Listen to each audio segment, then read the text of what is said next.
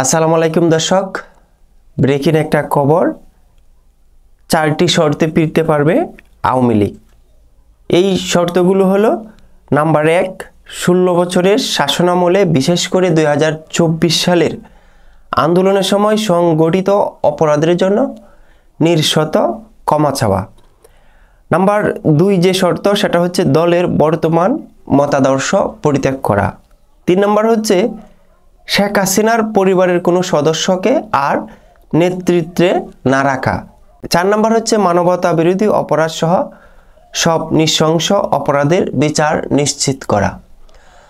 দর্শক, এই যে 4টি শর্ত দিয়েছে, যারা আওয়ামী লীগের রাজনীতি করছেন বা এখনো করেন, তাদের কাছে এই শর্তগুলো কি পালন করা সম্ভব হবে আওয়ামী লীগ এই দলটির জন্য, নাকি এই 4টি শর্ত অদরাই থেকে যাবে? দর্শক, খবরে বলা হয়েছে আওয়ামী লীগের তৃণমূল নেতাকর্মী তো দূরের কথা, শেখ হাসিনার অনেক কাছের লোকও হয়তো টের পাননি 45 মিনিটের বেঁধে দেওয়া সময়ের মধ্যে ক্ষমতা ছেড়ে পালাতে হবে। শেখ হাসিনা যখন হেলিকপ্টার করে পালাচ্ছিলেন, তখনও কিন্তু আওয়ামী লীগের যে ছাত্রলীগের ক্যাডার বাহিনী ছিল, তারা নৃশংসভাবে মানুষের উপর হত্যাযজ্ঞ চালিয়েছিল। তারাও কিন্তু তখনও টের পাননি যে আমাদের দলের লিডার, আমাদের নেত্রী, সে পালিয়ে যাচ্ছে, আমরাও কোনো জায়গায় গিয়ে আশ্রয় নেই। তাদের মাথায় তখনও কিন্তু সেটা আসেনি। সেই আওয়ামী লীগ আবারও বাংলাদেশের রাজনীতিতে ফিরতে চায়, ডাক দিয়েছে হরতাল অবরোধের। আদৌ কি সম্ভব? কয়েক মাস বা কয়েক বছরের মধ্যে আওয়ামী লীগের প্রত্যাবর্তন? কি বলছে বিশেষজ্ঞরা? সম্প্রতি কাতার ভিত্তিক গণমাধ্যম আল জাজিরাকে সাক্ষাৎকার দেন সংবিধান সংস্কার কমিশনের প্রধান রাজনৈতিক বিশেষজ্ঞ আলী রিয়াজ।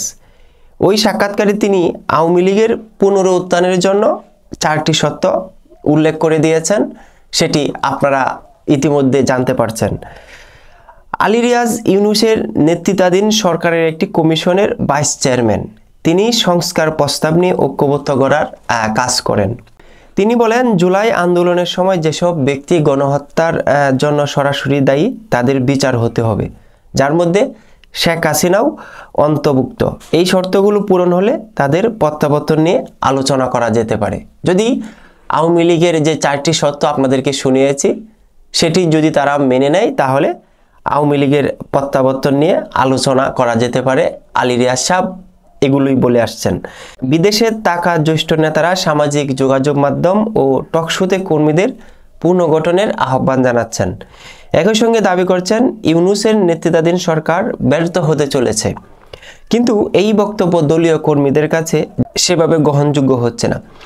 এসব বক্তব্যের নিচে মন্তব্যের করে আওয়ামী লীগের জুনিয়র কর্মীরা পাল্টা প্রশ্ন তুলছেন।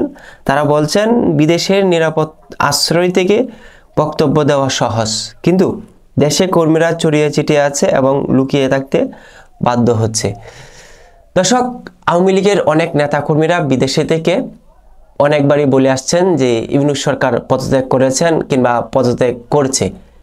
এইসব কথা শুনে দেশের যে আওয়ামী লীগের নেতারা রয়েছেন, তারা বলছেন বিদেশে থেকে কথা বলা সহজ, দেশে থেকে হয়তো সম্ভব হতো না।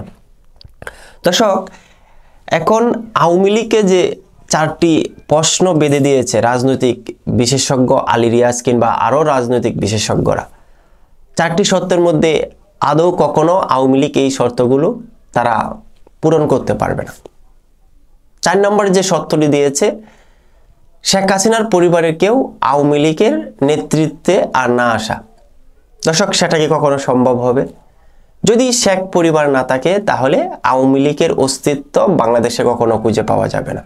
ক্ষুদ্র মানুষ হিসাবে আমি এটা মনে করছি। তবে আপনাদের মতামত এই ভিডিওর নিচে কমেন্ট বক্সে লিখে যাবেন। আসলে যে 4টি শর্ত দিয়েছে, সেগুলি কি আওয়ামী লীগ তারা পালন করবে?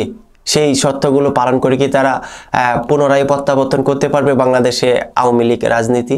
দর্শক, আজকের মতো বিদায় নিচ্ছি। পরবর্তী ব্রেকিং আপডেট আসলে আপনাদেরকে জানিয়ে দেওয়ার চেষ্টা করব। ভালো থাকবেন, ভালো রাখবেন, এই প্রত্যাশা, সকলের সুস্বাস্থ্য কামনা করে বিদায় নিচ্ছি। আসসালামু আলাইকুম।